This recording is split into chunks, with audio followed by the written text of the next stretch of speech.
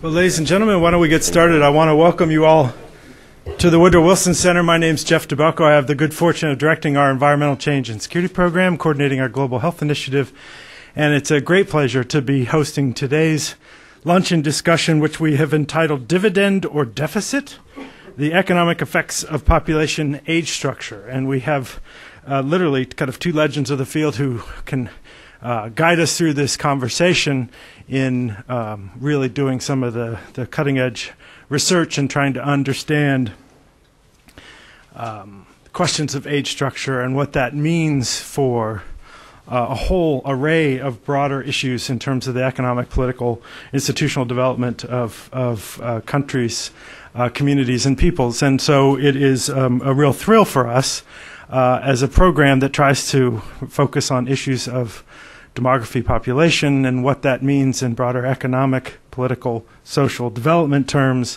And we have environmental focus looking at foreign policy, security policy context. So it's really the kind of integration of these issues. And for many, some of these questions of age structure and youthful populations, aging populations, are issues that are treated within a silo. And fortunately, some of the tools that have been developed by our speakers today allow us to understand these issues beyond the silo and understand what the implications for a much larger set of questions. And so it's terrific that the occasion of the Population Association of America Conference brings them to town and allows us to have this this engagement. A word about the center. We are sitting at the Woodrow Wilson Center, which is the formal memorial to Woodrow Wilson. He was our only president to have a PhD, so Congress saw fit to create a living memorial where the worlds of scholarship and policy could come together and learn from one another. Do that on a nonpartisan, non-advocacy basis and have since 1968. Our environmental change and security program is a little younger. 1994 is when we started trying to understand these global issues in a broader development, foreign, and security policy context. And so we do that with meetings like this, and we do that with a strong online presence that we hope you will take advantage of, including our blog, New Security Beat, where these issues are regularly written about by staff and fellows here at the center, as well as people like you and as guest contributors. So we will hope you will take advantage of that. We're trying to bring this conversation outside this immediate room as well today through a live webcast that we hope everyone can direct their colleagues to after the fact, to the archive video, to benefit from this. And a word to those online: you can follow along with the PowerPoints that are available there on the website next to the live feed. Our Environmental Change and Security Program enjoys long-term support and partnership with USAID's Office of Population and Reproductive Health, which is making this meeting possible, many of our activities possible. We are doing that under a new agreement that we've entitled HELPS. AID will give you an acronym for your project. So we decided to be proactive and propose health, environment, livelihoods, population, and security project for what we are working on, reflecting this ambition to put these issues together. I should say a special note, he will be joining us, if the Metro ever lets him get out of the tunnel, Richard Sincata, who has been a consultant to our program on issues of demography and security, and was absolutely instrumental in arranging today's session. So we hope Rich can join us as well. So just very briefly, because you had a chance to pick up their bios along with the participants list up front, but in the order they're listed there, Ron Lee is Professor of Demography and the Jordan Family Professor of Economics at University of California, Berkeley, where he also is the Director of the Center for Economics and Demography of Aging, co-directs the National Transfers Accounts Project, one that we will hear about today, and some of these innovative tools and mechanisms that I alluded to. It's great to see you, Rich. We just introduced you in absentia. Andy Mason is a professor of economics at the University of Hawaii, Manoa, and senior fellow at the East-West Center in Honolulu. Special thanks to the East-West Center. They've often been a partner of the Wilson Center, contributing their insights and their scholars to conversations here. So it's always terrific to have someone from the East-West Center here at the center. He's also a member of the Center for Economics and Demography of Aging at Cal Berkeley as well, also working directly on the National Transfer Accounts project. And then finally, Dalmer Hoskins has joined us to serve as a discussant and provocateur in discussion. He's the director of the Division of Program Studies at the Social Security Administration, and it's terrific. And again, thanks to Rich Sankata, where we don't always have folks from the Social Security Administration in these discussions. And so we're very pleased, because it's really is an objective for us to reach not just between academia and policy, but between disciplines, and then the kind of worst of the different kingdoms and fiefdoms, right? Government agencies, and how we get so stovepiped among them. So it's wonderful that you could come down and join us in this discussion as well. He's Director of Division of Program Studies at Social Security, and heads a team of researchers and analysts who are charged with developing cross-national research, and worked on these issues from a variety of perspectives. And so we're thrilled to have his remarks and comments on the presentation as well today. So I think without further ado, we'll turn the floor over to Andy to get us started and go from there. Thank you very much. It's a pleasure to be here. So dividends or deficits was a grabby title that the Woodrow Wilson Center provided. This is more prosaic. Will population change be good or bad for the world's economies? And so I'm going to set the stage by talking about the problems, and then Ron's going to provide the solutions.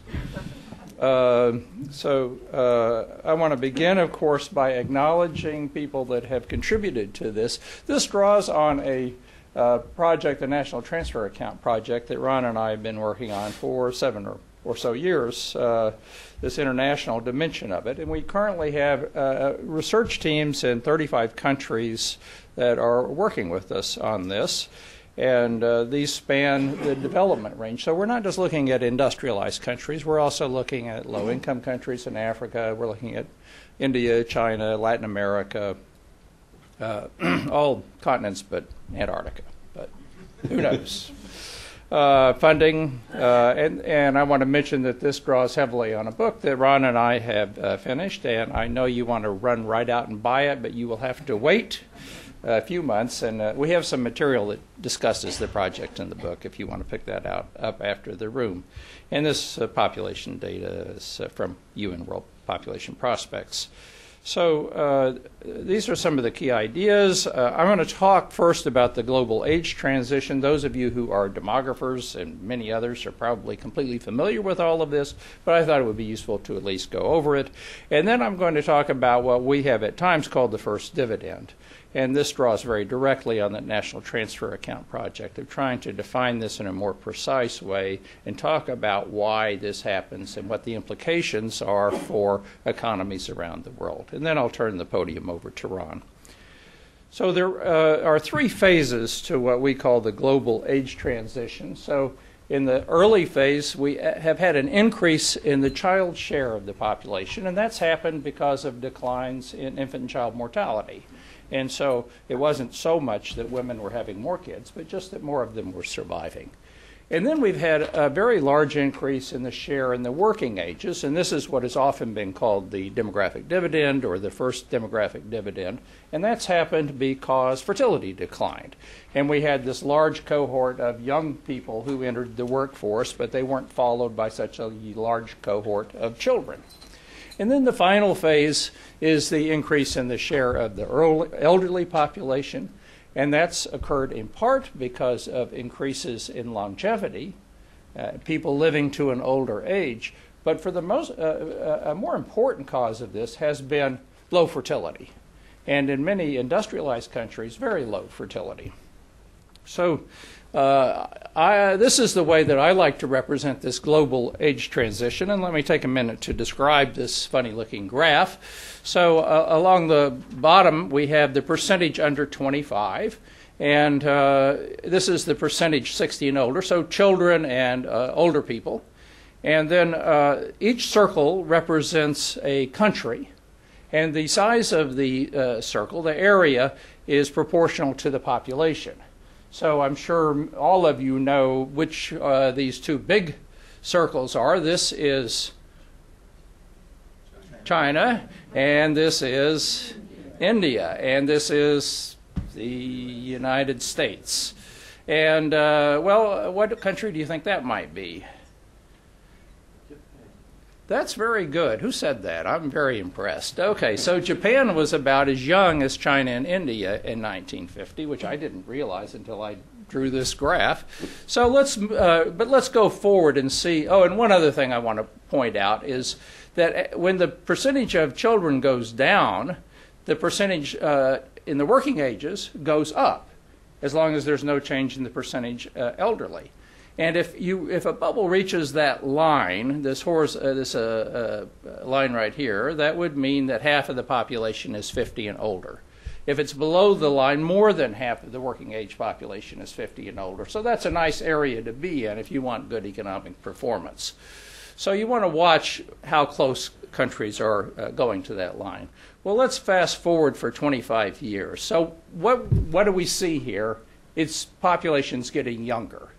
So especially these lower income countries, China, India, countries in Africa like Nigeria, we're all getting younger. And I don't know if you noticed or not, but this is Japan now. So that's a big exception. It's getting older very fast, and it now has the largest population in percentage terms in the working ages in 1975. So this corresponded to a time of very good economic performance in Japan. Now let's fast forward to the present, and you see that we're in the second phase of the age transition where populations are, the percentage in the child ages is declining, and the percentage in the working ages is increasing. Many of these points, including China, for example, now has a population that is fairly heavily concentrated in the working ages, much to their advantage. This is the U.S., not all that different, and here's Japan way out here. And if we go forward again, we see, well, here's China, here's India, now bigger than China. The U.S. has been surpassed by China in terms of population aging. This is Japan and Korea. So they're far away from this lovely area where you have a lot of workers, and they're into this area where they have a lot of people 60 and older. So that's the global age transition. It's, I think, useful to talk about how many countries are kind of in each of these phases. So I've classified countries here by whether they're using the absolute increase in their populations. So in 2010 to 15, there are about 220 countries or so here, 230 countries. And in 85 of those countries, the largest increase in absolute numbers was in the 60-plus population. And 124, the largest increase was in the working age population. And if you look forward to just 10 or 15 years from now, you can see that this pattern has reversed itself, and in 131 countries, the most rapidly increasing segment of the population will be the 60-plus population. So we can see this very striking transition away from this period in which the working ages were really increasing a lot to one in which it's the population 60 and older that's increasing. So why does this matter? Well, we know that changes in age structure are important because of the economic life cycle. We have these periods during the beginning and the end of life when people are not producing as much as they're consuming. And then we have a period where they are producing more than they are consuming. And we're going to use national transfer accounts to quantify that. And then the second thing we want to look at is how this is going to affect the economy, sort of a first look at that, and focus on the idea of the changing concentration in the population in the surplus working ages. So to look at the economic life cycle, we're going to quantify that using consumption and labor income average values by single years of age. And to do that, we use cross-sectional data from surveys. Consumption is a very broad measure. It includes everything that's being consumed in the economy, private plus public consumption, so it includes spending on public schools and publicly provided health care, for example. labor income is also a comprehensive measure that tries to capture all of the returns to labor effort. So it includes not only wages and salaries and so forth, but it includes estimates of what self-employed people are producing through their labor and what people like unpaid family workers are contributing to their family business.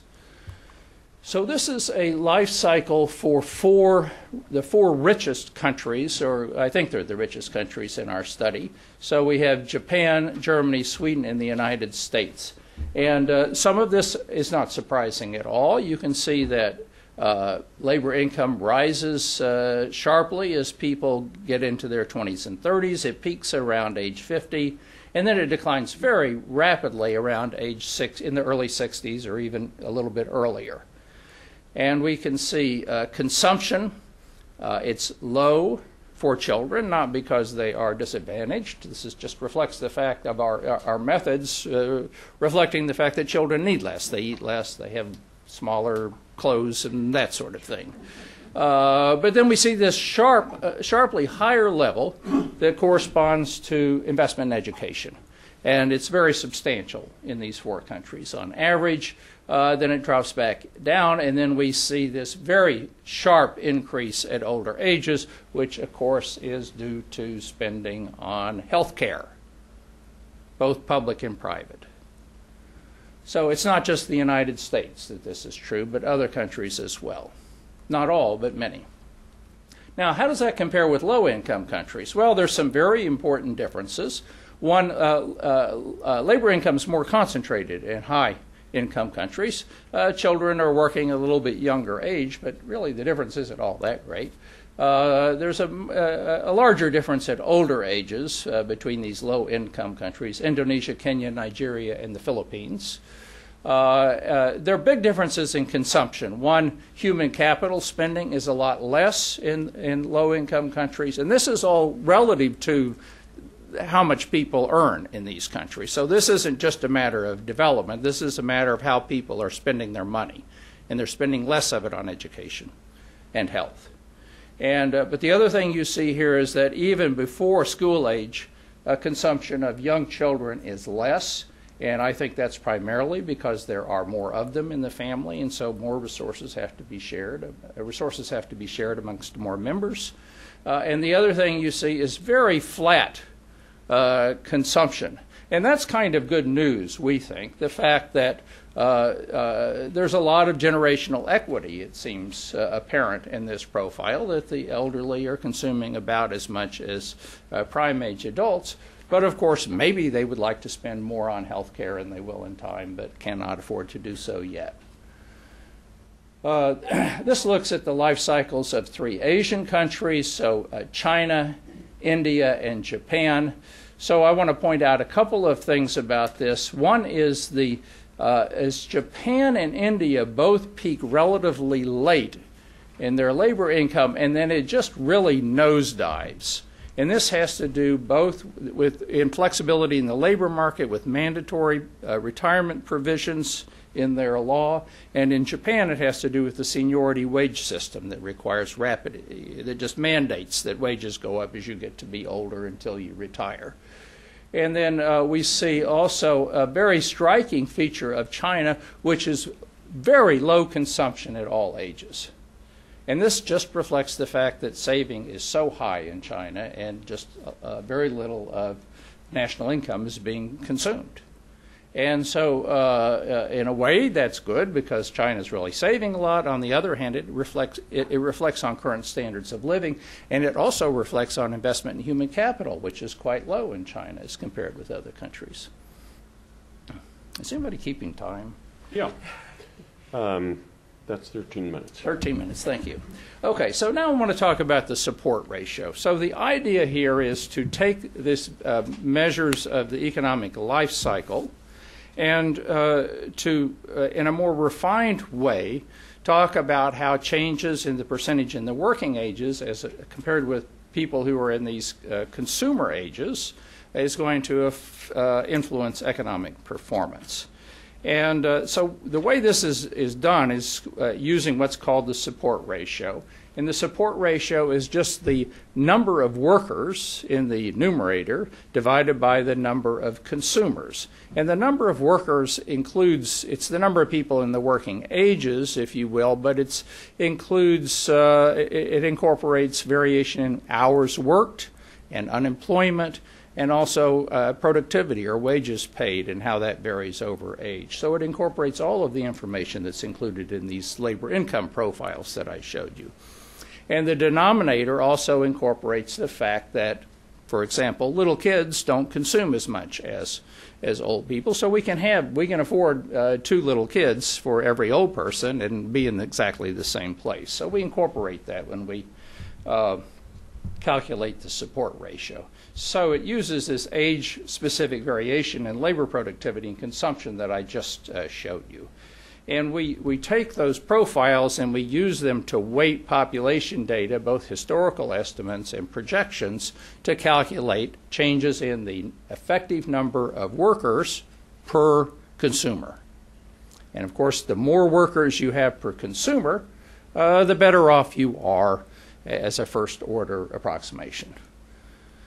So this is the support ratio of China. Now you can see that this corresponds exactly to the 3 phases of the age transition that I talked about earlier. We have this period where the number of kids was increasing, and so the number of producers relative to the number of consumers went down. And you can see it went down by 12% or something like that. And so that change in age structure by itself would have depressed consumption by 12% during that period. And then you can see what's called the first demographic dividend. This is the very substantial and prolonged increase in the support ratio that occurred because China had an increasing number of people concentrated in the working ages. So the support ratio went from 0.7 to about 92 workers per consumer. And so that's something on the order of around a 25–30% increase in consumption due to changes in age structure. And now you can see that China's really at the peak right at this moment, and it's going to face a deteriorating support ratio over the coming decades. And by 2050, it will be back about where it started. So we have this huge long swing that China has gone through. Parts of it have been very beneficial, and now we see that it's declining, and so this will serve to depress economic growth in China. So what are the quantities? Well, during the dividend period, it added 0.8% per year to economic growth, and during the decline, it subtracted 0.4% per year, and the total swing was about 1.2% per year between this dividend period and the decline period. Okay, now this is a modest amount as compared with total growth in China, which averages somewhere around 9–10% per year. But it's not a small amount. This is especially given the fact that we're talking about this over a persistent effect over a period of 30 or more years in the dividend period. What is it like in other countries? Well, this compares India, China, and Japan, so you can see what we already knew, that Japan started its decline already towards the end of the 20th century, and we see this very substantial decline in the support ratio. On the other hand, India has continuing favorable effects of age structure, and so its support ratio is rising, and we see this great divergence between these 3 countries, with India advantaged relative to China relative to Japan. Now, keep in mind, Japan has this very low consumption rate now, and so it can deal with this. It can manage to sustain higher levels of consumption just by reducing its saving rate and still have a higher saving rate than many other countries in the world. So one would be rash, I think, to say that China's economic growth is going to bottom because of these demographic trends. Now this shows 5 high-income countries, and I think the most striking thing about this is how advantaged the U.S. is as compared with these other countries. And that has to do with the fact that mostly that the aging is coming much more slowly to the U.S. than it is to other industrialized countries, in part because we have higher fertility, in part because we have a lower life expectancy, and in part because we have a lot of immigration into the country. And so our age structure is quite a bit more favorable. The support ratio doesn't decline all that much in Sweden. It's a lot lower than it is in the United States. And the reason is the Swedes spend more on their elderly. Their elderly don't work as much, and they also spend more on their kids than we do in the United States. And so the rise in the dependent population is more costly in Sweden than it is in the United States. This shows the annual growth rates in the support ratio between 2010 and 2050. And this translates directly into annual growth rates in consumption per person. And you can see that Africa, things are very positive. In Nigeria, growth almost of 1% per year because of these favorable demographic changes. And you can see poor Taiwan here with growth depressed almost by 0.1% because of their very low fertility and the rapid population aging that they're going to experience. So there are the problems, and now I will let Ron provide you with solutions. I was just enjoying listening to this, and suddenly I'm told I have to get up. Okay. So as Andy said, these are the costs of population aging, most, I think, simply expressed in terms of the declining support ratios. This is what we read about in the newspapers when we read about rising old age dependency and so on, the burden of supporting the elderly. So how might populations and economies respond, and what actually will these imply for our well-being, our consumption, and so on? Those are the things I'm going to talk about. And there are a number of possible responses. Simplest is simply to reduce consumption in proportion to the decline in the support ratio. So in the U.S., we have a decline of 12.5% in the support ratio from now till 2050, and we could just have a reduction in consumption at every age by that amount. It might be partly because we were saving more. It might be partly because we were paying higher payroll taxes for Social Security and Medicare, or in other ways, and that would rebalance our budgets. Or we could work harder. We might work, instead of an 8-hour day, we could work a 9-hour day, perhaps, something like that. That would give us 12.5% more labor income, and again, that would sort of rebalance the budget. Those aren't terribly appealing for the most part. And then another way in which we might raise labor income would be to postpone retirement. We hear a lot about that as a suggested and appropriate policy response and behavioral response to longer life and population aging. So I've done some calculations here that I'll show in a sec for the case of the U.S.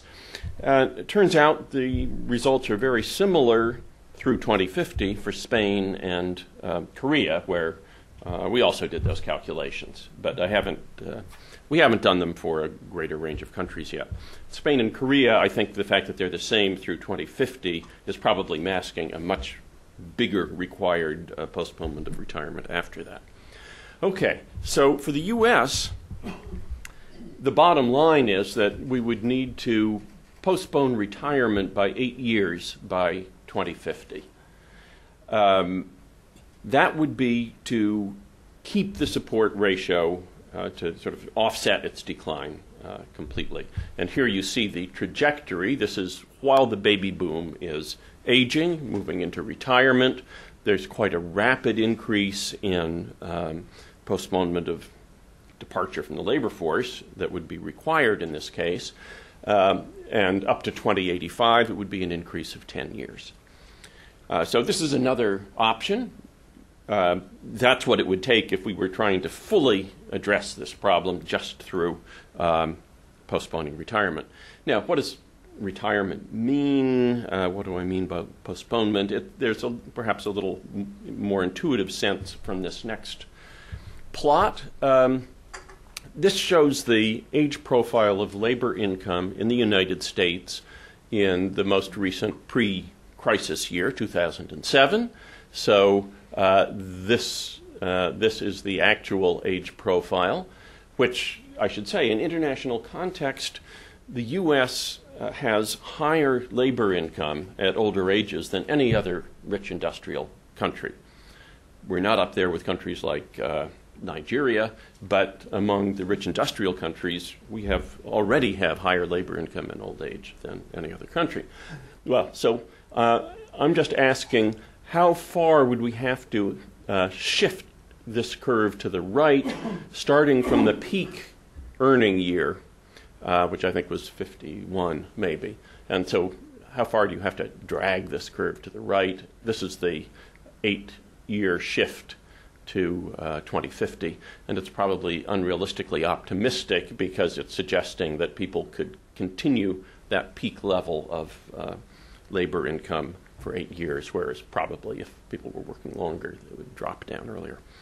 Okay, so that's one way of addressing, either by cutting consumption or increasing labor income, postponing retirement. For the most part, these aren't things people are happy about doing, but fortunately there are other options as well. So I'm going to talk about what we call second demographic dividends, in contrast to the first demographic dividend, which was a pure age distribution effect due to rising support ratios. The second demographic dividends I'm going to discuss have to do with investment in capital, investment in human capital or physical capital or financial.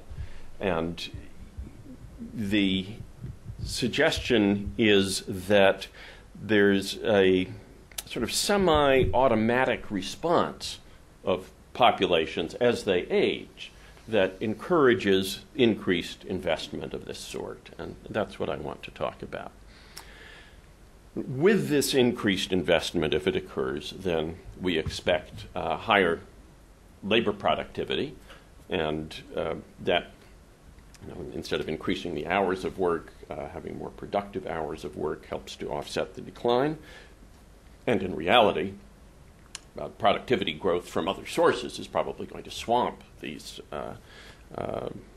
the declining support ratios from population aging. But this should make productivity growth be a bit faster still.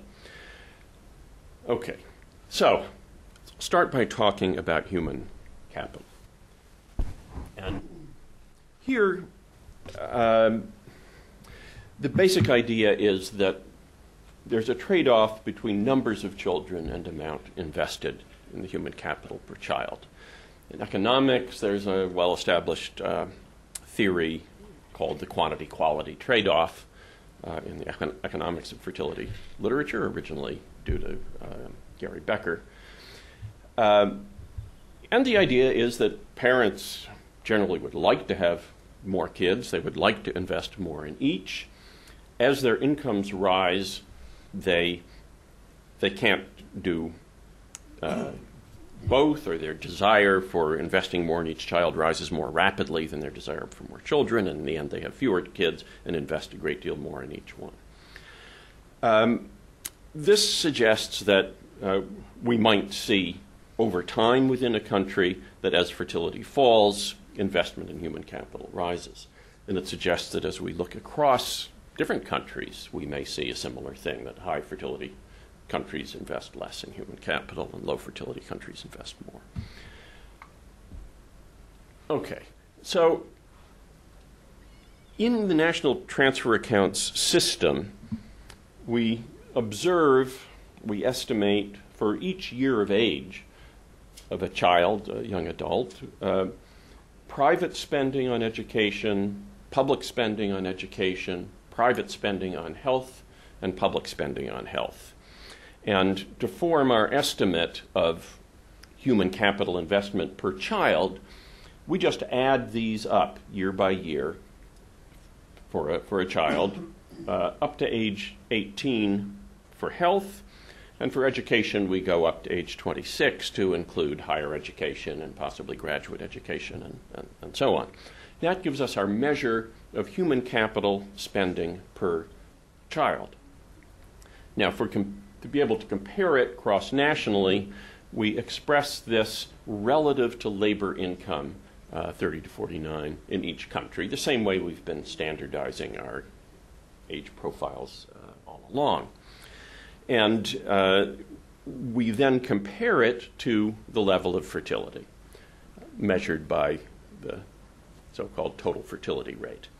So this is what we find across our collection of countries. On this axis, we have the total fertility rate in the 5 years preceding our observation. And in this axis, we have the multiples of, you might say, how many years of labor income is invested in each child. This is percent, so divided by 100. So we see that in Kenya and Nigeria down here, high fertility countries, fertility above 5 children per 5 births per woman at the time of our NTA estimates, people are spending maybe 2 years, year and a half, 2 years worth of prime age adult labor income as investment in human capital per child. Well, that's not nothing by any means. That's quite a bit. But you see in these countries where the total fertility rate is down close to 1, Japan, Slovenia, Spain, Hungary, Germany, Taiwan, in those countries, we're closer to maybe 5 years of prime age adult labor income per child. So indeed we find when we look cross-sectionally that the high fertility countries are investing considerably less in the human capital of each child, and the low fertility countries are investing more. So this is supportive of the idea. Now, what does fertility have to do with aging? Well, low fertility is the main driving cause of population aging. We sort of intuitively think it must be longer life. Longer life does, eventually have an important effect, but the most important driving force for population aging is the fertility decline and low fertility. And so when we see that low fertility is associated with higher investment in human capital per child, that is telling us that in aging populations there's going to be higher investment in human capital per child, and to some degree that will the higher productivity of workers will compensate for the smaller number of workers. Andy and I have a paper setting this out, published a year or so ago. Now, we can also look at this within countries, because really when you look back here, you can't help but think, well, I'm saying this is fertility, but maybe it's really Africa versus Southeast Asia versus Latin America. Here are all the Latin American countries. You could put a tip of your little finger and cover them all. They're so similar in the way they look. Here, the high-income European countries and so on. But so if we look within a country, we can see here that it's not just regional differences we're seeing, but it really does seem to have something to do with fertility level. And so we're looking at human capital spending in relation to fertility over time in Taiwan, in Japan, and in the United States. These are countries in which we've been able to do national transfer accounts for quite a number of years, which isn't always the case. And what you see is that an even closer relationship and an even sharper increase in spending on human capital per child as fertility falls in these countries. So in the U.S., we're really contrasting, say, baby boom years to more recent years. So this is reinforcing what we saw in that cross-national comparison. Okay, so that was a bit about human capital, and now I want to talk about other more standard kinds of investment in assets. They might be physical, they might be financial assets.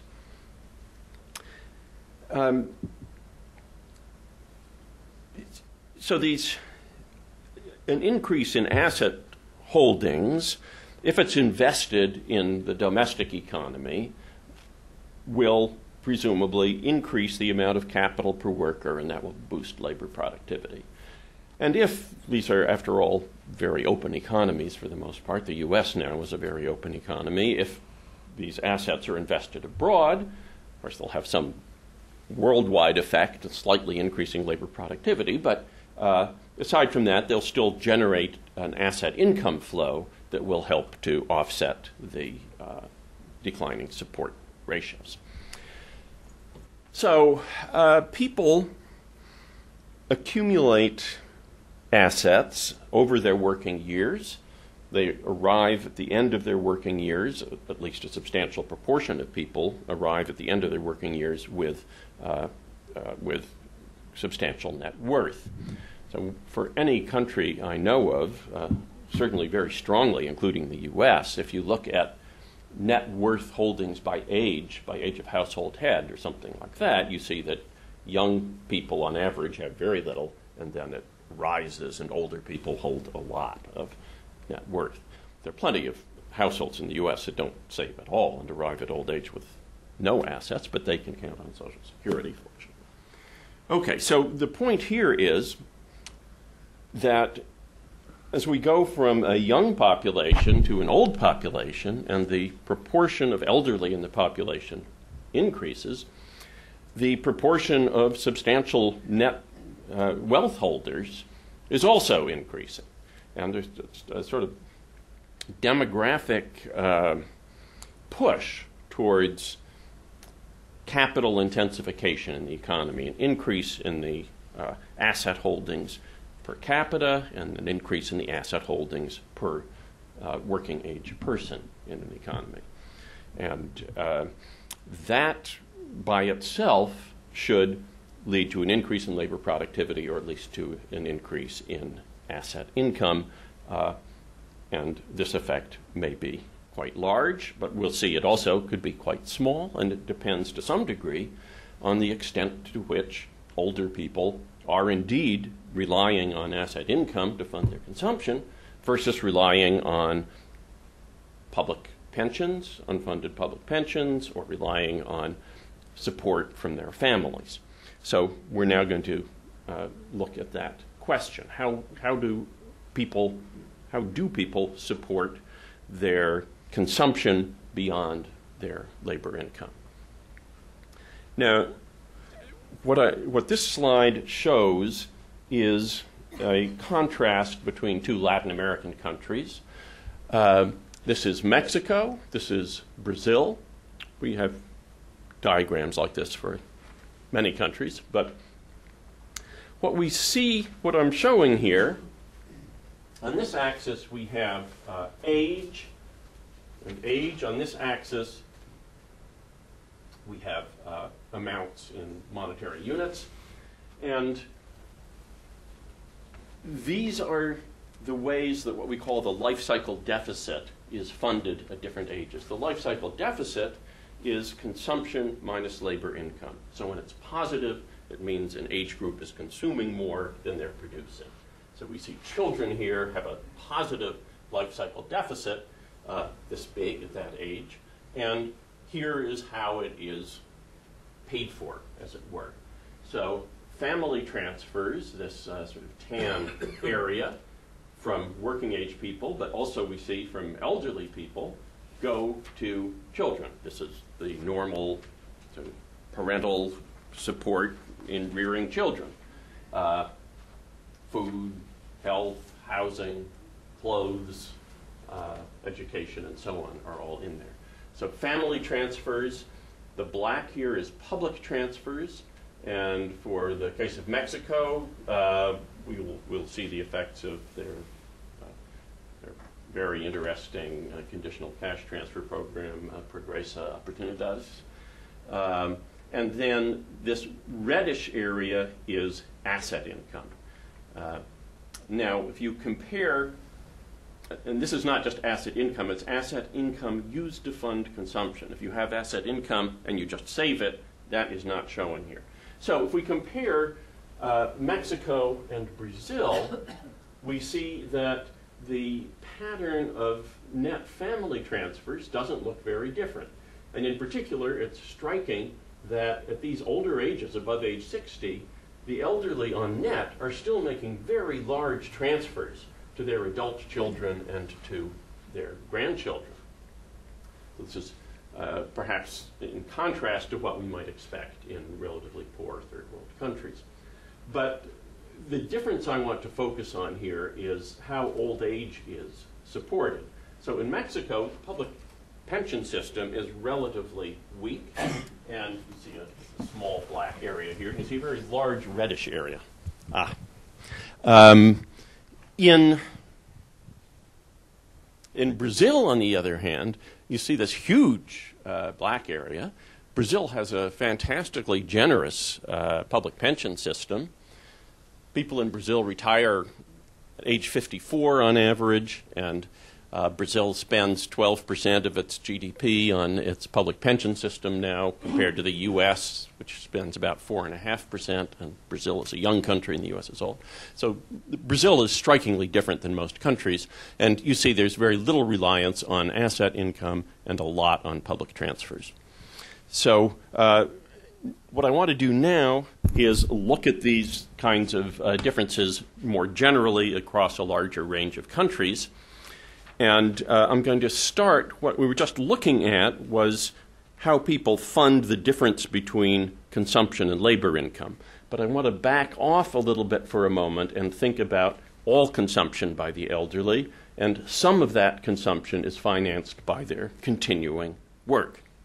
Some of it is financed by using asset income, not just having asset income, but actually not saving it, but consuming it. And the balance is funded by transfers, either from the family or through the public sector. So we're going to look at these as shares of the total consumption by the elderly, and those shares then have to add up to 100% because this is an exhaustive list. And because they add up to 100%, we're able to use this nice graphic device of a triangle. And we have assets at one point of the triangle, labor income at this point, and transfers at that point. Now, if a country is located at one of the points of the triangle, then it's getting 100% of the financing for old age consumption from that source. And so we see down here that Sweden, Hungary, Austria, Slovenia, they're all essentially at this transfer point. They're getting virtually 100% of their old age consumption financed by public sector transfers. We don't have any countries at the labor income point. We don't have any countries at the assets point. But we do have countries that rely more strongly on assets or less strongly. And the farther up you are towards the assets point, the more strongly you're relying on assets. So countries like the U.S. Here, or Mexico, or Indonesia, or the Philippines are relying approximately 2/3 on asset income to fund their old age consumption. Now, one of the interesting things we see in this triangle graph is that the points, the countries, are pretty much arrayed along this line. If a country, let me back off a little bit. So if you're right on this line connecting assets and labor income, you're not relying on transfers at all. Where this line crosses this point, we have countries which are relying about 2/3 on assets and about 1/3 on labor income. The U.S. is in that category, Mexico, Philippines, and so on.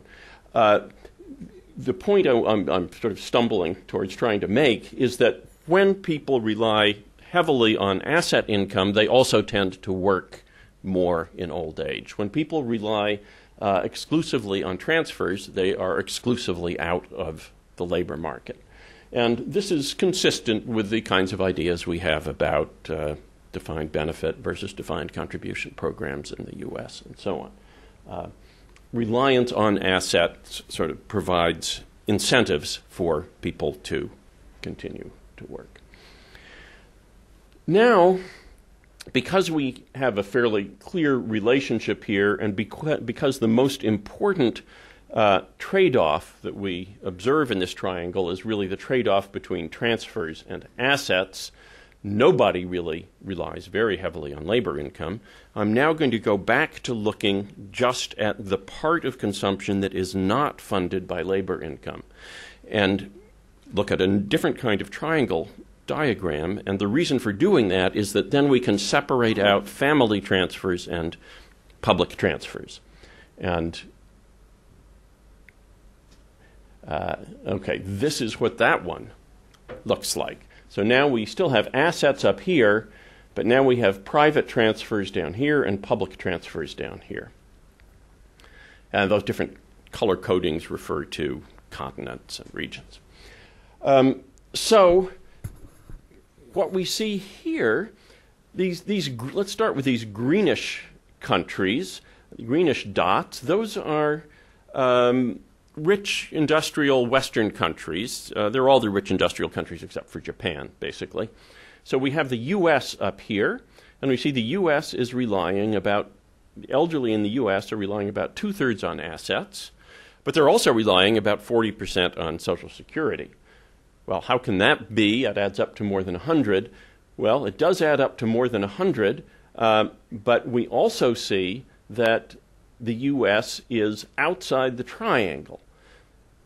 What that means is it's not only having zero net private transfers to the elderly, but the elderly are actually making family transfers on net to their adult children and grandchildren and so on.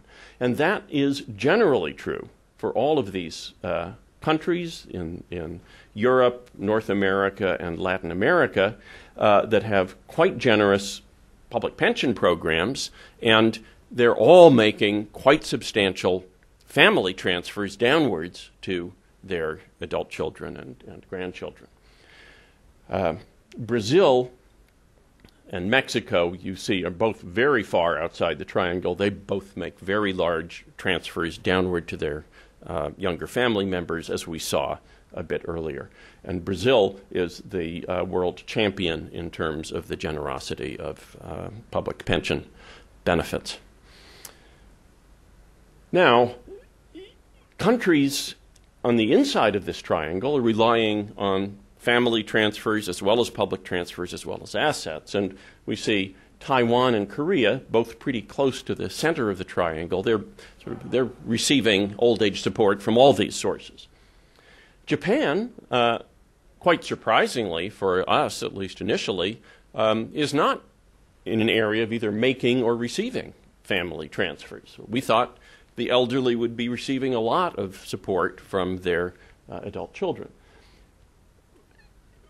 Well, in the case of Japan, and in the case of quite a number of the countries we look at, this is an average of everyone over age 65. If we look more closely, we see that in Japan, elderly people, say from 65 to 75, are making strong transfers to their younger family members. And when they're from 75 on up, they're receiving strong net transfers. So there's still a lot of interfamily, intrafamily transfers going on. It's just that when we group everyone above 65 together, they sort of cancel out and are masked. Thailand and the Philippines, we see with virtually no public transfers and relying on some combination of private transfers and assets in the case of Thailand, or almost exclusively on assets in the case of the Philippines. So, the suggestion here is that these countries that rely heavily on public transfers to provide for old age are not have a reduced incentive to save and accumulate wealth, and the process of population aging may well then have a weaker second dividend effect of sort of driving the accumulation of assets, because old age is provided for in different ways. This is closely related, of course, to controversies about whether Social Security in the U.S. Reduces incentives for private saving and slows down growth because there's less capital accumulation and so on. So we're not looking at that question. We're just raising these issues and making these hypotheses, let's say, based on what we see internationally.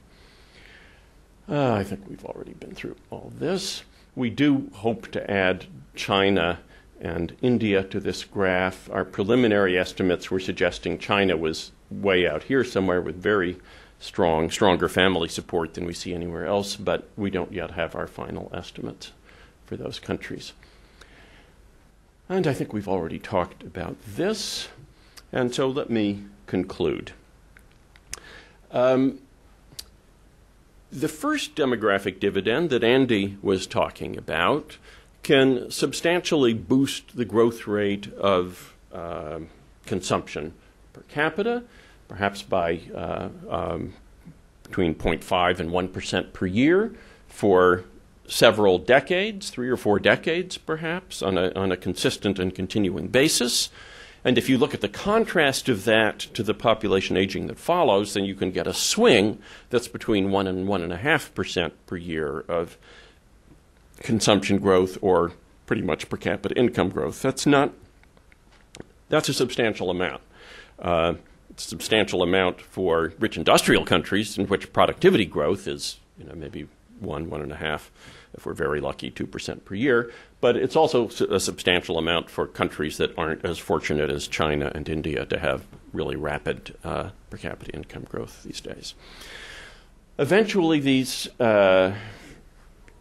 first dividend is gone, and it's followed by population aging and the support ratios declining. And so what I've been suggesting is that during that phase, falling fertility that drives the population aging is associated with rising investment in human capital of children, and that may, to some degree, offset the costs of increasing dependency, the decline in the support ratio. And similarly, this second dividend I've been talking about with respect to investment in assets may offset or partially offset the falling support ratio. So if we put this all together, then we think the declining support ratio greatly overstates the negative aspects of population aging, and that through these second dividends, the net effect will be much smaller. It could even end up being positive in some of the simulations we do. And the amount that is left over that has to be dealt with by reductions in consumption or by increases in labor supply may not be very large. So thank you very much.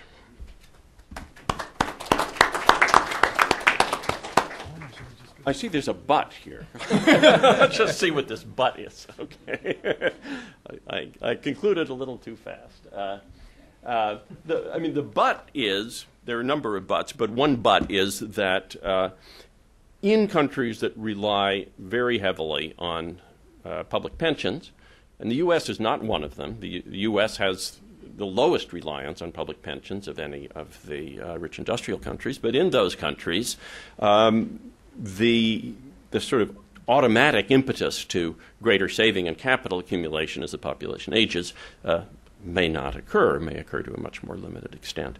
And this could also be true in areas that rely on familial transfers to support the elderly, but it could also be that the motivations there are somewhat different, and the elderly are more concerned to avoid imposing burdens on their younger family members, and they may be saving anyway. Okay, I'll stop again now.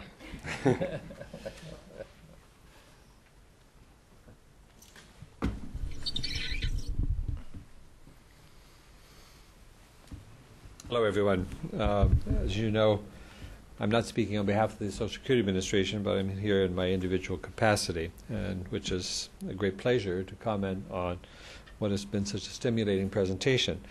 I have to say that last little tour de force is something I have to repeat myself. You give an upbeat conclusion, and then you get the applause, and then you flash on the butt thing, which sort of brought us all down with a thump.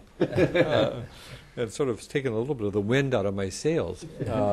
But I would like to commend the authors in this study, because I think, without exaggeration, I can say that this does raise the level of the discussion about global aging.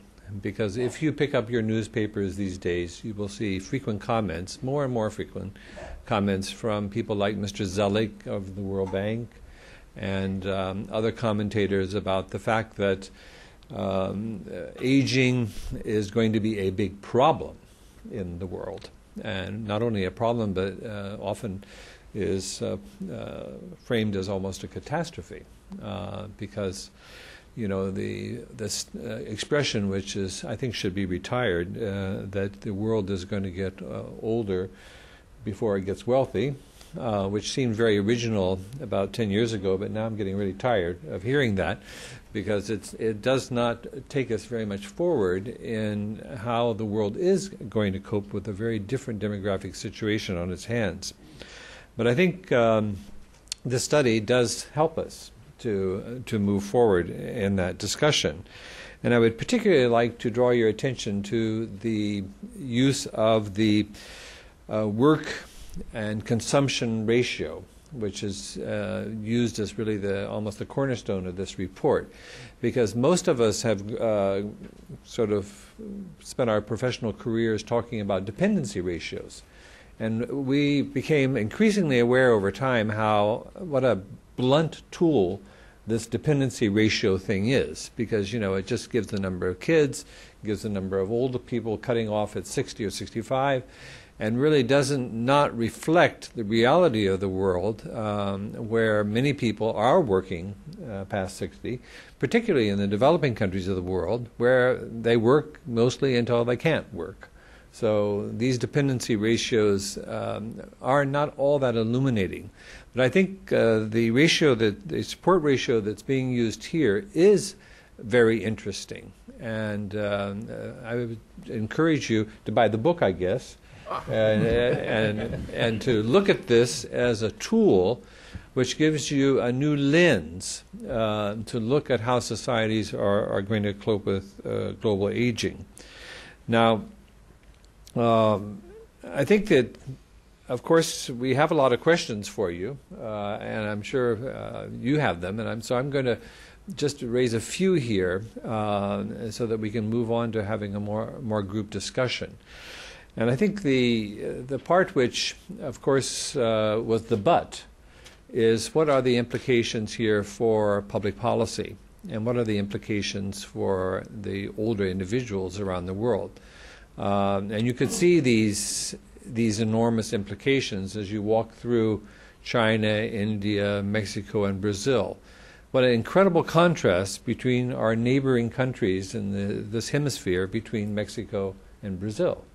Mexico, which has actually reduced over the past decade or so its commitment to provide public income transfers to older people, and has a very weak protection system for the retired persons. Brazil probably is overcommitted, if I got you right. Yeah. There. Now, I don't think Mr. Lula would agree with that estimation, but maybe Madam President, who's had to take over, would agree that they have some serious issues with how much they're going to spend. But the question that I think is on our minds is, to what extent is demography destiny? And if it's not, then what are the public levers? What are the public policies that would affect the labor component? How long are we going to work in our old age to pay for these rising expenditures, particularly on health? And I draw your attention to that. You saw that figure of consumption going up in the industrialized countries, and you say, oh my, I thought older people spent less. They don't go out as much and buy clothes and all that. They're not buying iPads maybe yet. But those figures that you show are going right up. And of course, health is the big reason for that. And if we don't address that issue, I think we're all in big trouble, no matter whether we're in Brazil or in the United States. But you also have things like asset accumulation, how to encourage that.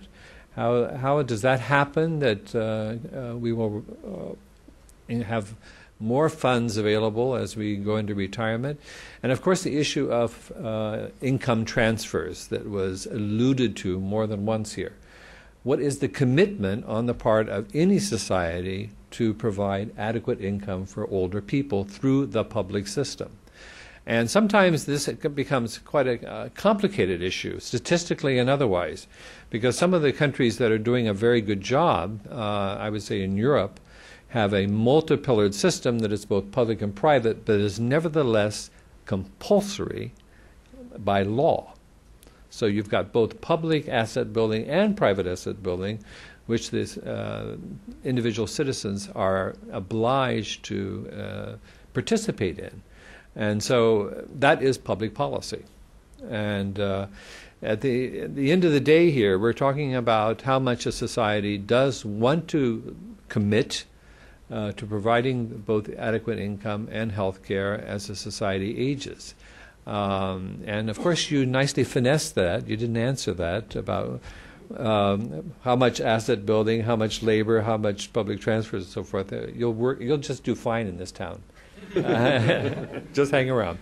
But that, I think, is the questions that you raise, and I'm sure the questions that you have on your mind as we look at this issue of global aging. And before you got to the but part, I have to say how encouraged I was that it was, in your words, if I can paraphrase, it is something that we can handle, that a country can plan for and do the right thing in order to make sure that its citizens have a decent life.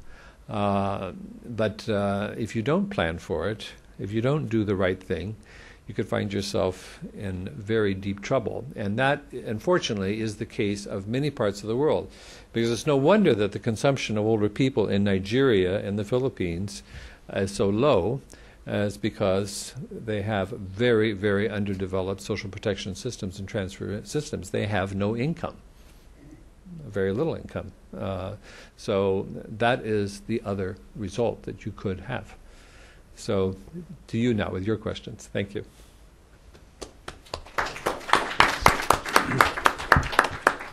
Well, thank you, all three of you, for a rich discussion and really a tutorial on how we can and should think in more distinguished ways. The critique of the dependency ratio certainly resonates as well as something that makes sense but doesn't necessarily tell you a whole lot or let you get into asking more interesting questions such as the ones asked today. So why don't we throw the floor open for some questions, but I'll also encourage Ron and Andrew to take on some of Dalmer's questions and their responses as well. Why don't we start with Sonia in the back? Hi, I'm Sonia Michelle, Director of U.S. Studies here at the Wilson Center. In the U.S., and I think in other places too, but certainly in labor relations here, pensions, employment-based pensions are often referred to as deferred wages rather than as investments or asset accumulation or transfers. I just wonder how you think about that and whether that, how does that fit into the way you think about all of this? Okay. So, do we just go ahead and jump into it then? If you guys like to take that one, and maybe any from Dalmer's as well? Oh, sure. Yeah, sure. Well, let me respond a bit. So I think one of the key issues that Dalmer raised was sort of what should we do? What sort of explicit policies? And let me say first that I don't think we're really the people to provide detailed guidance about how best to design these systems. I think really what our comparative advantage is showing what countries are doing and how they differ from each other, and that Brazil can see how they compare to Mexico and how Mexico can compare to other countries and assess a little bit more about what they're in fact doing. clearly some messages come through very loud and clear. Things like the United States is not spending a whole lot on public pensions. And this is, I think, very contrary to what one would get from reading the media, but very clearly that health care is a big issue. And so I think this helps to very clearly identify that as being the case. Now, I think I have a slightly different interpretation about the consumption profile that I wanted to draw to your attention. So we show it going up very steeply at old age, whereas it's very flat in lower income countries. Well, I don't find that as a source of concern. The elderly are consuming about as much as prime age adults. And so I think I would be reluctant to conclude that somehow they are disadvantaged in those societies. And it suggests to me, in fact, that these alternative approaches to support systems work pretty well. That we, even in countries where we don't have very well-developed public pension systems, we have reliance on family and reliance on the accumulation of assets, allowing people to maintain standards of living. And so it does suggest to me that there is some flexibility and there are alternatives about how we support old age, and that it doesn't have to be exclusive reliance on the public sector, that some combination of these systems seems to work pretty well. Now, that said, I think what really worries me is collapse of systems, though. The danger comes in getting committed to a particular system that's not sustainable and telling people that you are going to provide them with certain levels of support when they get to be older, and then pulling the legs out from under them. Well, no one can maintain their standard of living under those circumstances. So it's very important to plan ahead in the way that we develop these systems. And I think that to me is really the key in thinking about support at older ages. So now let me just, Sonia's question is a very good one. I'm not quite sure how to respond to that because we do have employment-based pensions and they are deferred wages. I think there's no question about that. So the way that we account for these things, corporations have to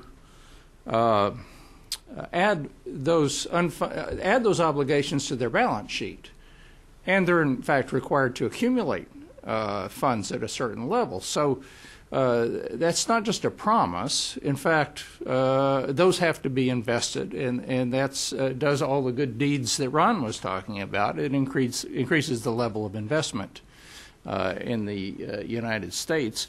Now, very recently, we've seen the same kind of thing for state and local governments, where only in the last few years do they have to calculate the unfunded liabilities that they owe to public workers. And so we're just realizing how large these are. And so, well, I think that's a good thing, and it is encouraging state and local governments to accumulate more in their pension funds. Hopefully, as soon as we get through this great recession, they will do that, and that will also facilitate investment and economic growth in this country. So I think the employment-based pension system is a real strength of the U.S. approach to old age support. Yeah, so let me say a couple of things. I put up, while Andy was talking, I put up another slide there which shows you the progression in the U.S. Of the sort of age profile of consumption. So on the far left, we have the 1960s. On the top of that stack of charts is total consumption by age, and you see that after about age 60, it really drops off pretty sharply back in the 1960s.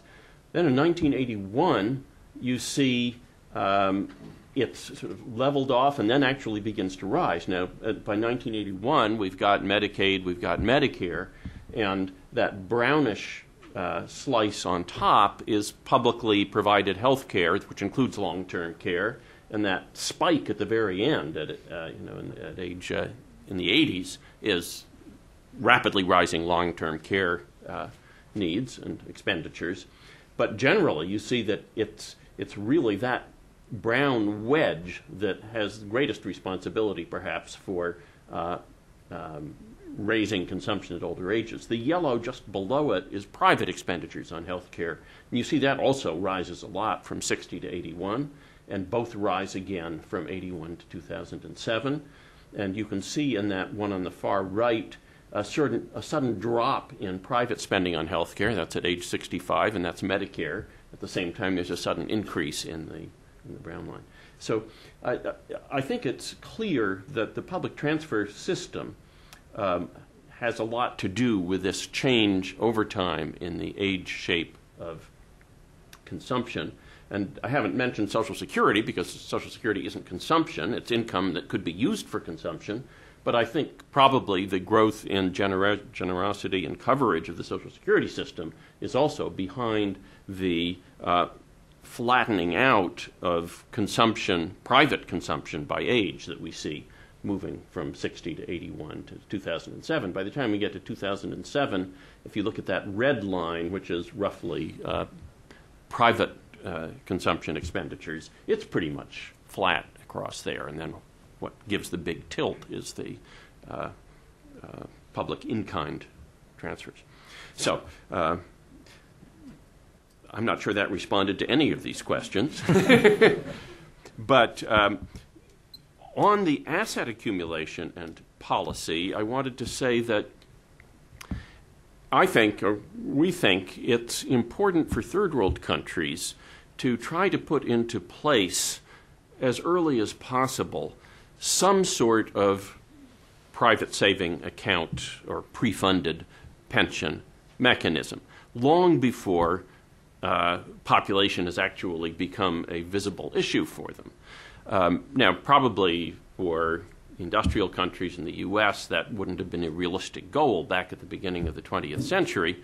People just wouldn't have known what you were talking about. But I think for third world countries now, they are worried about population aging. Often they've had very rapid fertility declines, and they see it in the future, and perhaps it's not unrealistic to think they might put such programs in place, because if those are put in place before you see proportion elderly getting up high, then population aging, again, is going to drive some capital accumulation, which is going to help with the provision of support for the elderly.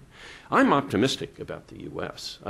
I think our Social Security system is just about right now in terms of level of coverage. It's basically a safety net. It's not much more than a safety net. And we want something that much. And we do have quite a bit of asset accumulation. Perhaps we should have more, but I personally don't think that cutting Social Security benefits, except as we're doing by raising the retirement age, is the way to go right now.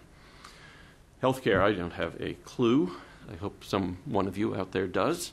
I mean, my sense is that we spend far too much for treatments that often don't have much impact on our health, and we could do it much more efficiently. And we look at other countries like Costa Rica that have longer life expectancies than we do and spend, I don't know, maybe a 20th per person or less on health care. And I think we should look to them as for ideas. Okay, Henrik in the middle, and then over here, and then back over this gentleman.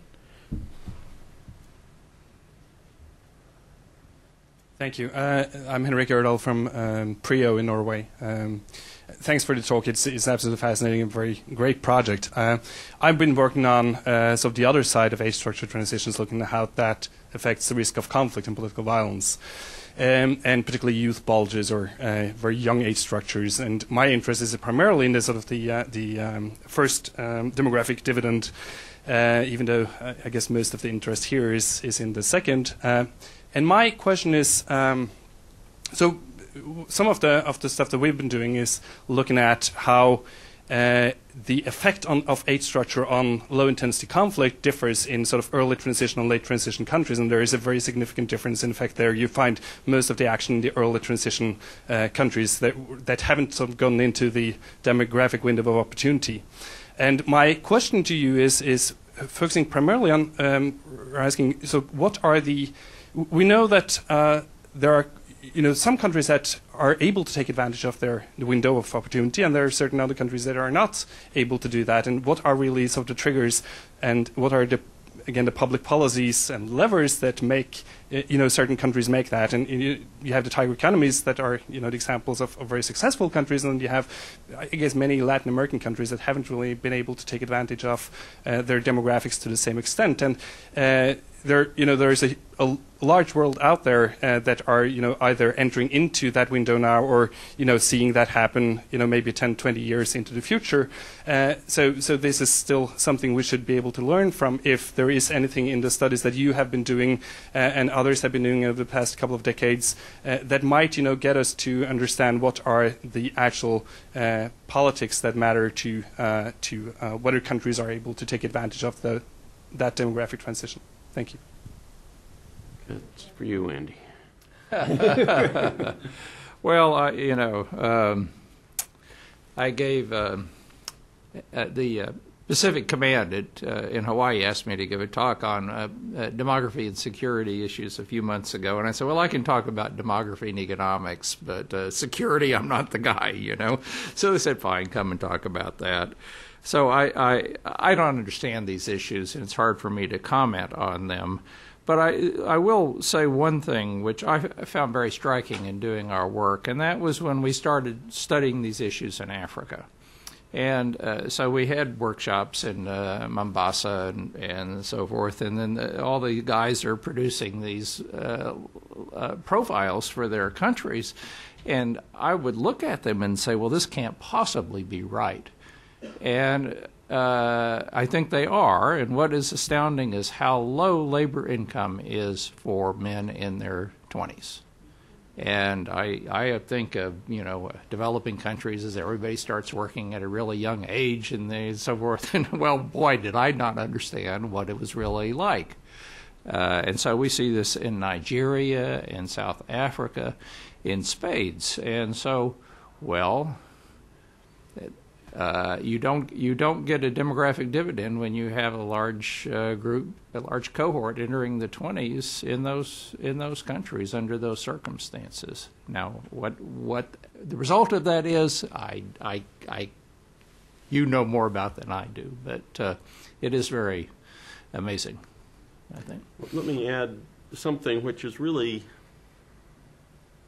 it's largely speculation, but it's something I've been interested in, which is that I suspect that race, ethnic heterogeneity versus homogeneity has something to do with this, in the sense that public education is, I guess there'd be different ways of organizing it, but pretty much it's for whatever kid walks in the door.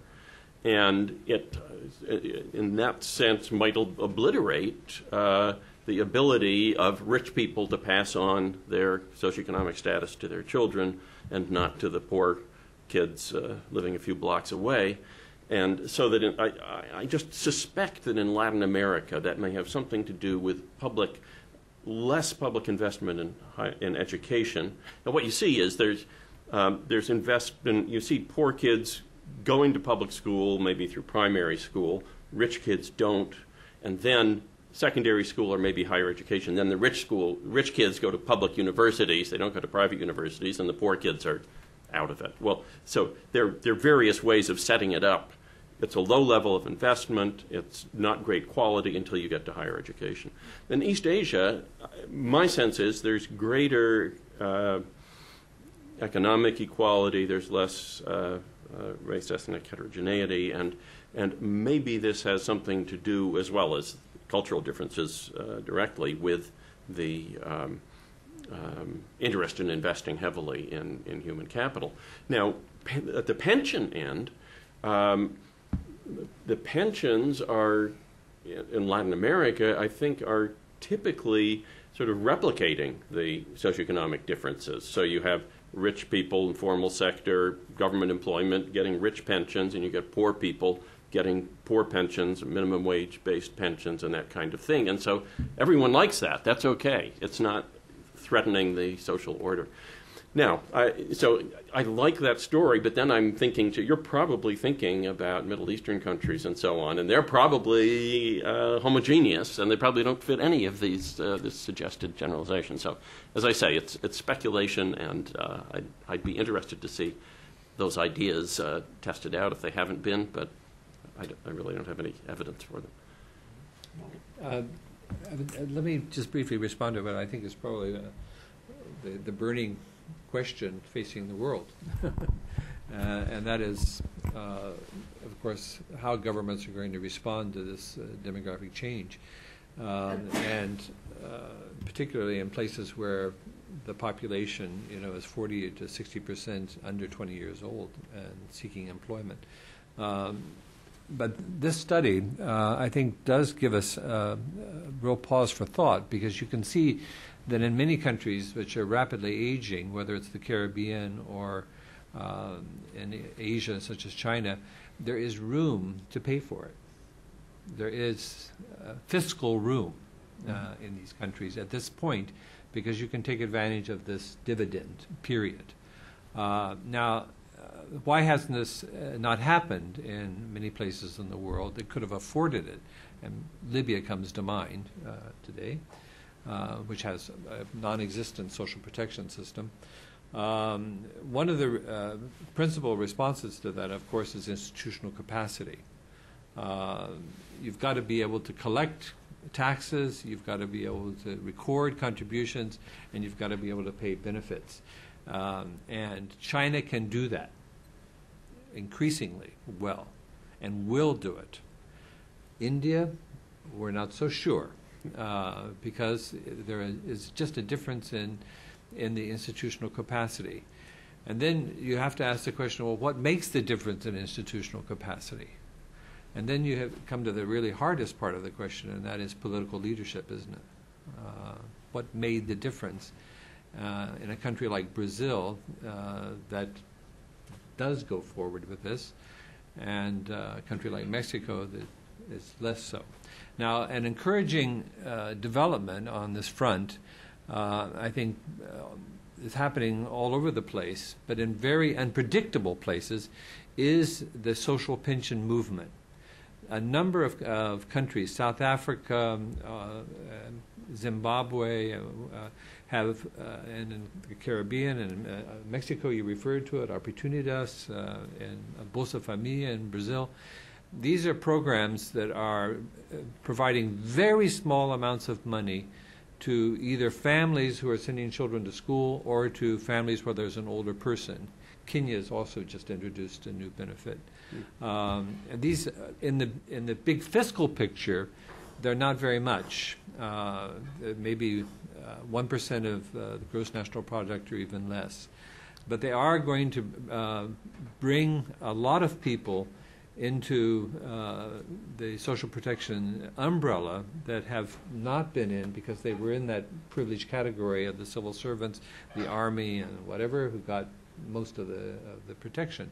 So we're watching this with great interest to see, why a country makes this decision to provide this basic level of social protection. Will it have an impact on stability of the society?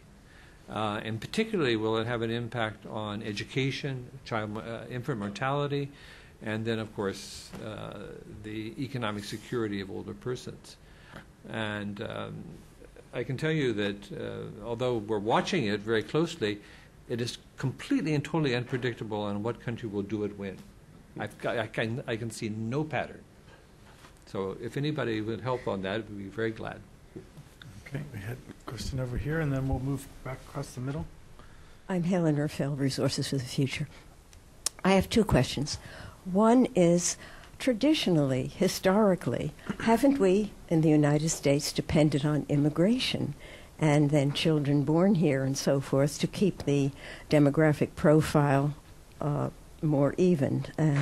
And the response, I think, cannot simply be that the people who come here that are of working age are depriving their elders in their original country of their support because they do send back remittances all the time. And I assume that part of what you were talking about, remittances, could be overseas remittances.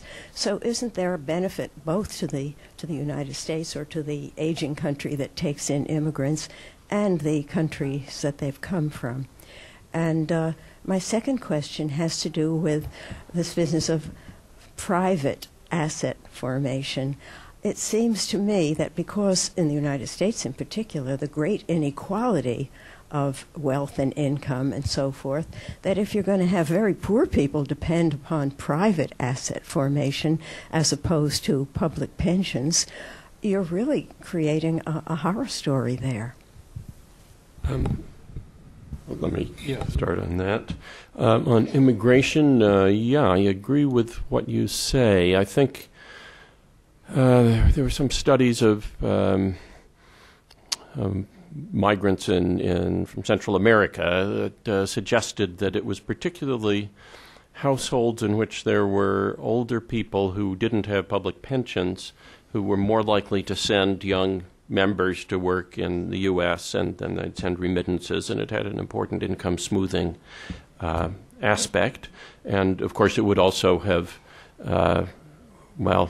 probably in most cases it would depend a bit on to what extent it was black market and to what extent it was, people were paying Social Security benefits. But that helps with the Social Security balance to some extent. And I did a chapter as part of a report a few years ago on the fiscal impact of immigrants. And yes, we found, at least for the federal government, it's very strongly positive, particularly in the long run.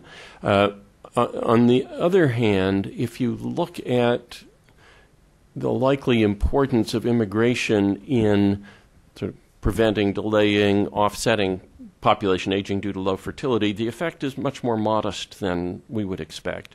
And it's partly because the immigrants themselves are, if they're not just guest workers, they're going to be qualifying for Social Security and Medicare and growing old and becoming costly themselves. So the effect on, say, old-fashioned old-age dependency ratios, it's fairly modest of the amount of immigration we have now, and if you say had 50% more or 50% less, it makes some difference, but it's not a huge game changer. Let's put it that way. So I think I agree with most of what you said. Now, in the Social Security and poorer people having to rely on asset income and so on, yes, we have Social Security is redistributive. So unlike many of the European systems and Latin American systems, we have there's a considerable, the replacement rate ratio is much higher for poor people, and the benefits aren't proportional to contributions. And so a lot of poorer people can get by without assets, and their working lives without assets, and it's not a handsome living you have with Social Security. For some people, it may be the most stable income source they've had during their whole lives. Certainly, that's a real problem, and particularly we see, I think both the UK and Chile, low-income workers participating in the private savings accounts in place of the public transfers.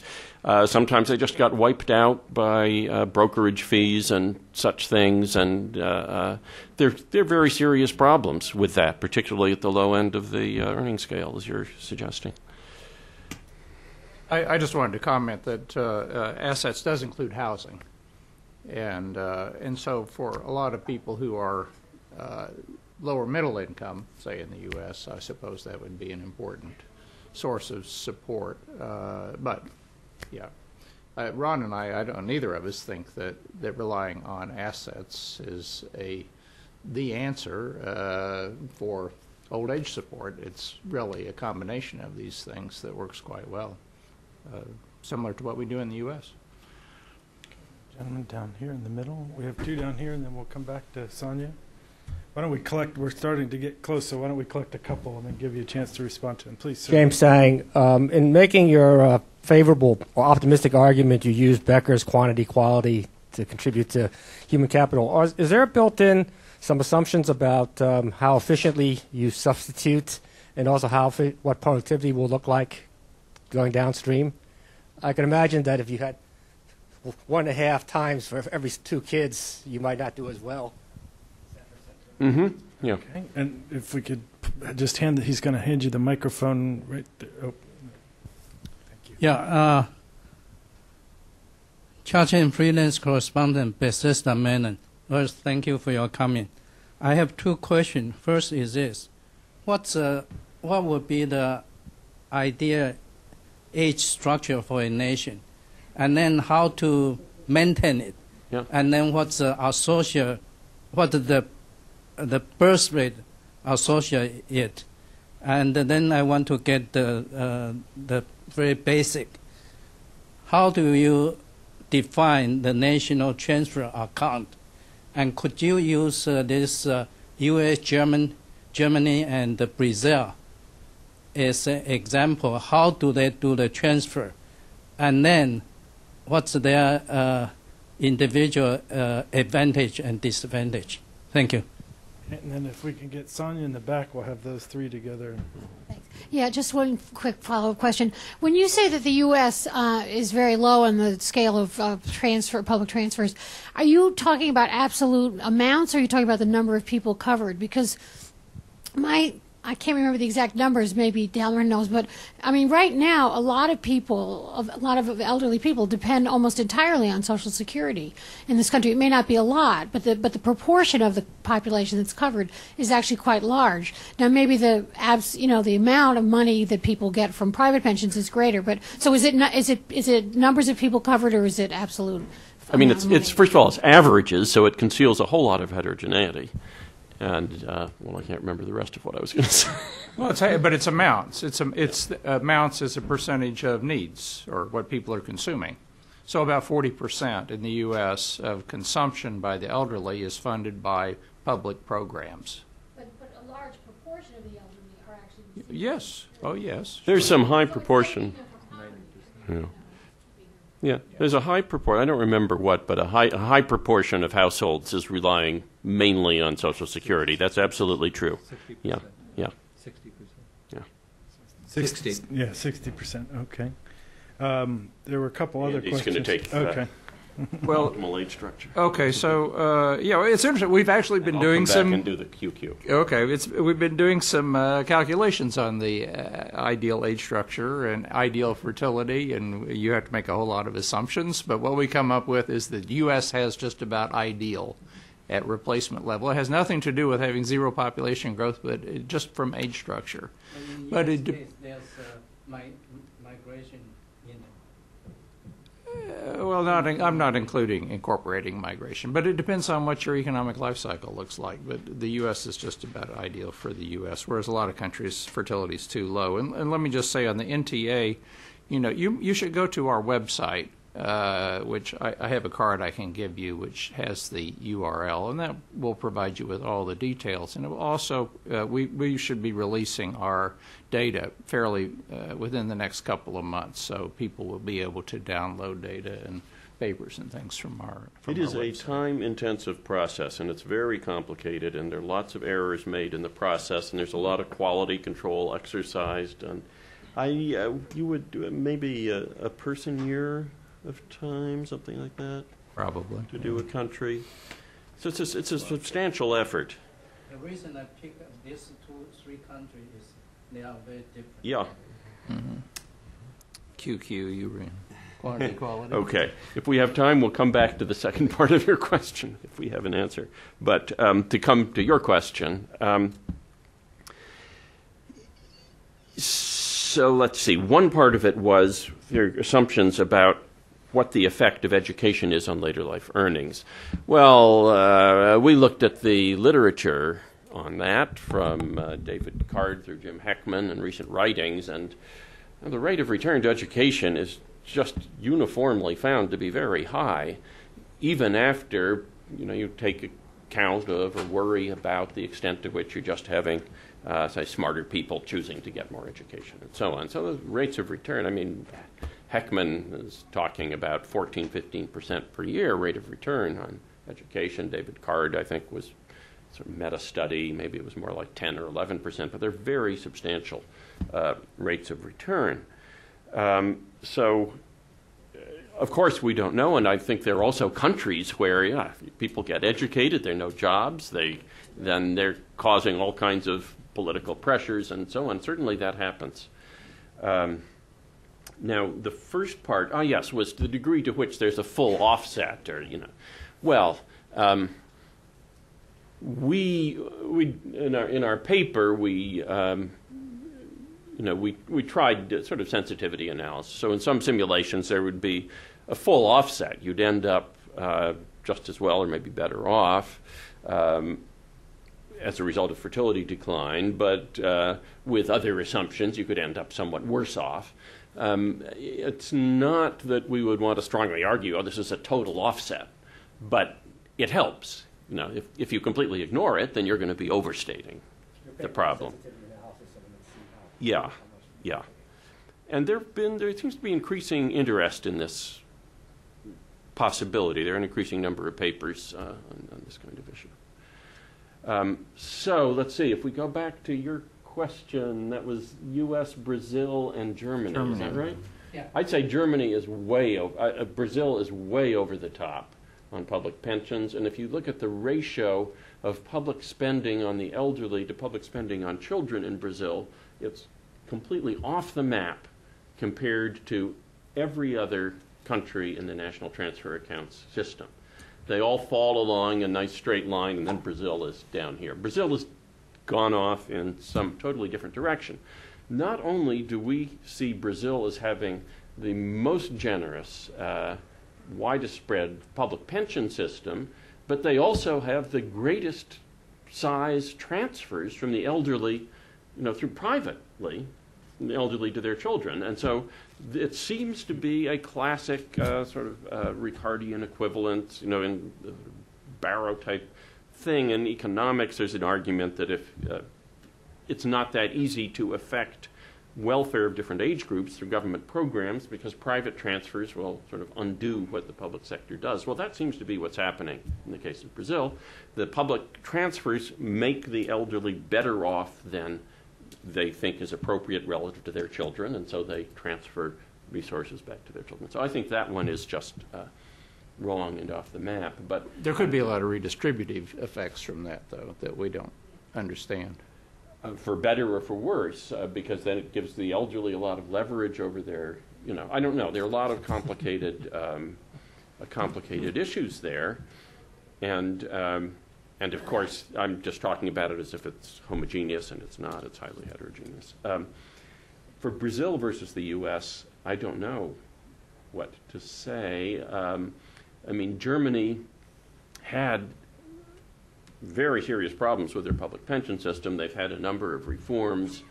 They're closer to what is called a notional defined contribution system now than to a classic defined benefit system. And I'm not sure what their long-run fiscal stability looks like. Generally, though, the U.S. has a much smaller problem with the public sector and population so far as public pensions go. The healthcare system is something else entirely different, and we obviously have very serious problems in the long run there. I think we have time for one final question from this gentleman here, and then we'll have to wrap it up.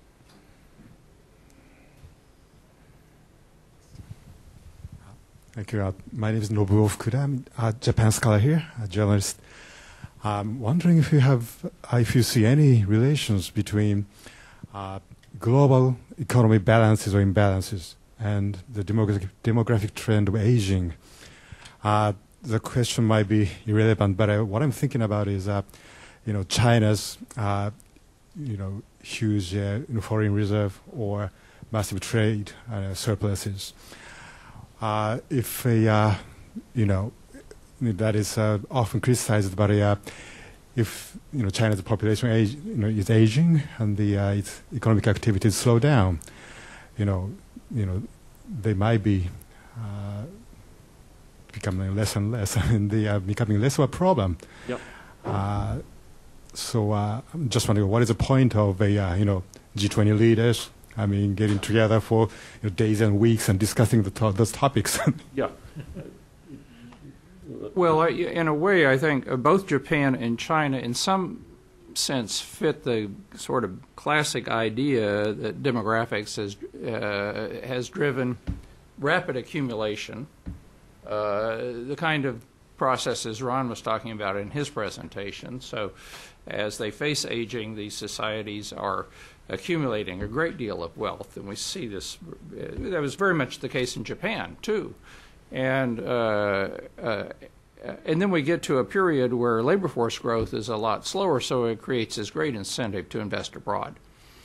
And in a way, I think that story fits the Japan experience better than the China experience, because what's been the capital accumulation has been, and the saving rates have been so high in China, and they still have this huge rural labor force, and they still have these very large external balances, which I think is, it's a very interesting phenomenon, and I don't think it quite fits the classic demographic story. Let me add something. I just heard a German economist, Axel Borsch-Suppen, talking about this last week, and he was saying, and I have to say I don't fully understand, my view of it was sort of the opposite of what he was saying, but he was arguing, sort of in line with what you're suggesting, that, we look at China and we think it's all their distortionary policies and so on, but that they're doing exactly what would be predicted by he's the leading person working on these sort of international capital flows in relation to demographic change ideas, and he's saying China exactly fits what they would expect, and so that all of this complaint about their distortionary policies and so on is unjust in some way. The story, as I would have seen it, was, yes, you expect the aging countries have increasing capital intensification. Rates of return to capital are going to drop as money accumulates in these pension funds and so on, and capital flows will then leave for younger third world countries seeking higher rates of return. Well, he was also on board with that part of the story, but there was some wrinkle that seemed to, in his account, explained the China situation, and I'm just unable to recapitulate it. But in general, there are a fair number of studies now about international capital flows arguing that the demography, particularly the older versus the younger, is an important factor in driving these flows. So you're certainly on target with your point. You might want to look up what he has written on this topic, or email him or something. I would just say that I think I always feel it's a great pity that Japan, we have not drawn the lessons from the Japanese experience on aging, because Japan has a very old pension system that has caused lots of public controversy in Japan about being too expensive and so forth. But actually, the amount of transfers to older people in Japan is superior to the United States. But they also have a very high savings rate among households, and particularly among older people as well. The employment of older workers in Japan is the world's highest. I think it's not only Iceland is better than Japan.